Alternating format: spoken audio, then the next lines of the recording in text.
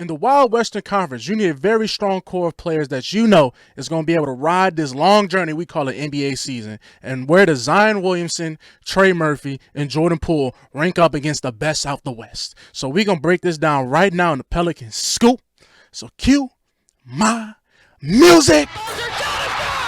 This is the Pelican Scoop with Jordan Kitchens, breaking down everything under the sun about your New Orleans Pelicans. Smash that like button, leave a comment, and subscribe to stay on top of your Pels content. Now, running point, here's Jordan. What is good, YouTube? Welcome back to another edition of the Pelican Scoop. I am your host with the most, Jordan Kitchens, and ladies and gentlemen, boys and girls, we are talking Western Conference. Look. Ladies, gentlemen, we are in the prime part of the summer where only thing that's on TV is baseball and the WNBA. We're sitting here praying for football season to come right around the corner. I think football's back this week, matter of fact. I think it's back on Thursday, Hall of Fame game.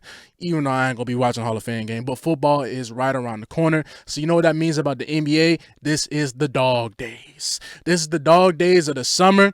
We are a couple months away from, media day and training camp. So right now, this is the prime off season. So we are just talking about anything and everything under the sun. So today, class, for this exercise, we're going to talk about where does the Pelicans' three core players at this moment, the three main pillars of this roster going into this season, where do these boys rank up against the best out the West? Because unfortunately, until there's some type of expansion in the NBA, the Pelicans are going to be in the Western Conference. I think they should be in the Eastern Conference, and I think all of you guys should be rooting for the team to get out the goddamn West. Please. All right, you see in the Eastern Conference, it's any and everybody. Now the West, yeah, man, it's a bar fight. Either you're going to be at the bar sitting there trying to get a drink and somebody just comes up in the back and just stabs you with a rusty fork that he was holding in his sock for about 3 years. Like, it's just those type of scenarios that happen in the West. So good or bad, this team has to find a way to survive. So guys, we just got to talk about this.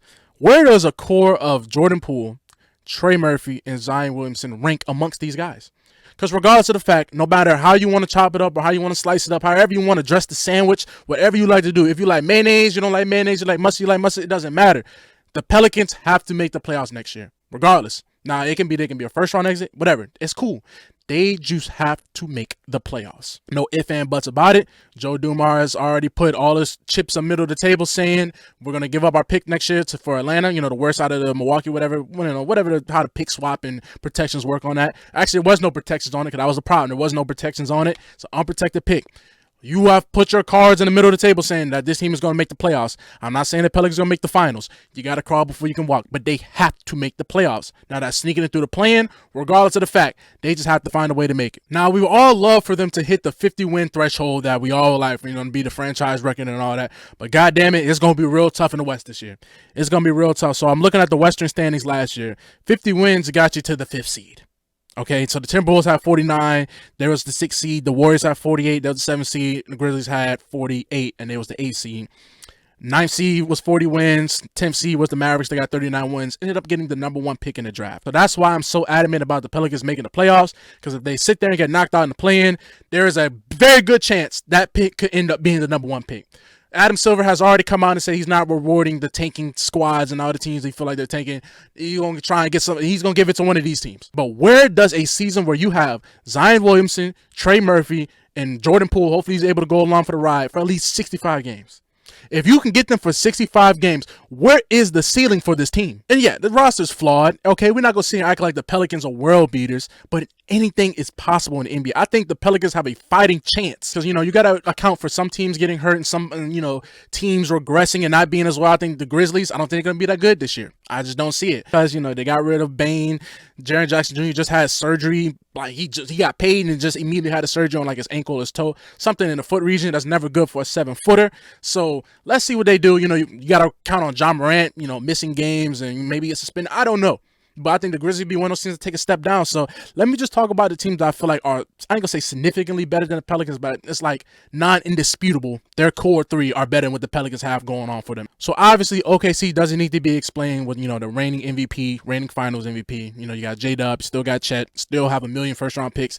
They don't need to be explained. I think the Nuggets, I think they're significantly better than the Pelicans right now. Obviously, they got probably the best player on the planet with Nikola Jokic, and got his running mate Jamal Murray. You flip MPJ for Cam Johnson. So I think the Nuggets, as long as Jokic is on the floor, they're just going to be better. Which is what it is. He just raises the ceiling for everybody else on the floor. He makes everybody else better. He's the Energizer Bunny. So if he's out there, they're going to be formidable no matter what. That just is what it is. He's just one of those great players where it doesn't matter. So that's seeds 1 and 2. So next in the third seed, I have the Rockets, which, between Kevin Durant, Sengun, Thompson, still have a good squad. I mean, adding Kevin Durant on a team full of dirty guys. I'm not saying dirty guys in a bad way, but like everybody on the Rockets team is going to do the dirty work. Everybody between Van Fleet, Steven Adams, Tari Bari, Thompson, of course, they got a whole bunch of guys that are going to get grimy, get dirty, and let Kevin Durant be Kevin Durant. So I think the Rockets will be like a 3rd, 4th seed.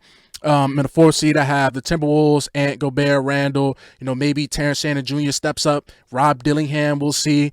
Still got DiVincenzo. I'm about to say white boy with the haircut. They still got DiVincenzo. So I think the Timberwolves, it's kind of indisputable. And for a fact, Anthony Edwards is going to be out there. That's one of the best qualities about Ant is he doesn't miss games. Ant plays almost every single game, so you can count on Ant still being there. Now, in the 5th and 6th seed range, this is where I feel like the Pelicans, if Willie Green can finally find some type of way to stop being silly Willie, stop being wet behind the ears and be able to elevate the roster, put guys in the right position, not have this crazy streak where they went 0-26 when they're going to the fourth quarter being down and all that. Find some type of way to be able to squeeze close games, be able to win close games, not below 4-quarter lead, 3rd-quarter leads. This is where I feel like the Pelicans could make their money. They could find a way to be a 6th seed, but that's just if everything goes right. And that's just a caveat you cannot put with this team. So, like I said, in this range, I have the Clippers with Kawhi, Harden, Bill/Zubac, whichever one you want to put. Probably Zubac at this stage of career, Bill. So, Kawhi, Harden, Zubac still it's still Kawhi Leonard. It's still James Harden. Yeah, they get to the playoffs and going to flame out, but they still going to be a regular season monster. And the Pelicans always play up against the Clippers. The Pelicans play the Clippers extremely well, so that's not really a problem. Then now you start talking about the Warriors with Steph, Jimmy, and Dre. What do the Warriors have left in the tank? We don't know. Steph Curry's going to be Steph Curry, but can the guys around Steph Curry answer the bell? We just don't know. Then now we're talking where, oh snap. My range is a little bit off. So I'm going to include the Lakers in that little 5-6 range too. I forgot about the Lakers. So the Lakers, I think they'll be around the 5th, 6th seed. Possibly could be a play-in between LeBron, Luka, Reeves, if you want to say DeAndre 8 and 2. I think the Lakers are going to be, they're going to be good. They're the Lakers, but do they have enough? I don't think the Lakers have enough necessarily, but they will be in the mix regardless of the fact. And I think their core 3, because they have LeBron James and Luka Doncic, are better than what the Pelicans are offering. So I will include the Lakers above them. Now, this range, this is where I feel like the Pelicans, this might be the play-in, but this is where I feel like the Pelicans, they got to make their money. This is where I feel like they can attack this group and be able to, overexceed it. So in this order, these teams I'm naming are not in order who I'm saying this 7, this 8, this 9, 10. No. I'm just naming that this is a group of teams where I feel like the Pelicans, they got to eat. They got to eat. So first is the Grizzlies. All right, John Morant, you got to expect him to miss some games. Jaren Jackson Jr., he's out right now. He's not going to be there for the start of the season. Who else do they have? Right, you already traded Desmond Bane. They got some good picks from Orlando. Necessarily, Orlando doesn't really do much, and I think they end up getting one of the Phoenix picks. So, G.G. Jackson, maybe, Zach Edey. I just feel like the Pelicans have a lot more to offer than the Grizzlies at this point. We'll see where the season goes. And also, they fired the head coach, Taylor Jenkins. So, we'll see with the Grizzlies. I just think the Grizzlies will take a step back. The Pelicans should be able to take a step up. Next, I have the Dallas Mavericks.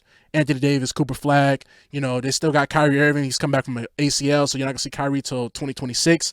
So I think with Kyrie not being there and it's just being, Anthony Davis is Mr. Glass. Like, he's going to miss games regardless too. And Cooper Flag can only do so much. So we just had to see what that roster is able to do. They still have a very decent roster. The Mavericks are still pretty decent, but if Anthony Davis missed some games without Kyrie and just relying on Cooper Flag, I'll take the Pelican chances against the Mavericks. I still think that Jason Kidd's a better head coach than Willie Green, but again, I will take the Pelicans' chances against the Rockets. I mean, not the Rockets, the Mavericks, and the other Texas team. I think that I like their chances against them. And the next 2 spots that I have in this group, like I said, the Pelicans are grouped in with this team. So it's the Pelicans, the Grizzlies, the Mavericks. Next, let's talk about the San Antonio Spurs. Now, the San Antonio Spurs are kind of like the dark horse with this group, with this big 3. I do like Wemby a lot. Y'all know I like Wemby. I do like De'Aaron Fox, and I do like Stephon Castle. They get Dylan Harper in the draft, but it's like, can Victor Wembanyama have a healthy season? Can De'Aaron Fox have a healthy season at this point? Yeah, you like the core, but if Wemby can't reach that fulfilling of being there because, Wemby has yet to finish the season yet. He's yet to finish the season healthy. So can Wemby answer that noise and step up? I think Victor Wembanyama at his best is a little bit better than the Pelicans. And then the Portland Trailblazers, it's just a bunch of guys. It's a big group of guys. I can't really name a big three from them other than, they got Drew Holiday, Dame coming back, not this year, but next year. Scoot. They got the Yang guys, so we'll see about Portland, but I think that mix is where the Pelicans have to eat. They got to be able to eat with those teams and be able to beat those guys. So when it comes down to it, the Pelicans can be able to be primed right there for the play-in, 7 to 8, or, they can find a way to sneak into 5 and 6. But 4 through 1, I don't think the Pelicans have a chance. I'm going to just be honest with you guys. I don't see the Pelicans being an upper echelon team in the West. And honestly, that's not the goal. The goal is just to make the playoffs. I know it sounds crazy, whatever, it might be loser talk. No, I don't think this team shouldn't even have no aspirations of winning an NBA championship because that's not coming no time soon. You got to make the playoffs first. You got to be able to win some series first before you can start thinking about, oh yeah, this is a finals team. No, let's just make the playoffs. I don't even care to get first round bounce. They just need to make the playoffs. That's where I stand. Let me know how you guys feel down in the comments, man. I've been your host, the most Jordan Kitchens, ladies and gentlemen.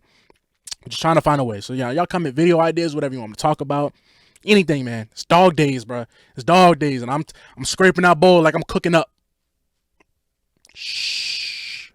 So I've been your host, the most Jordan Kitchens. I'm signing out. Peace.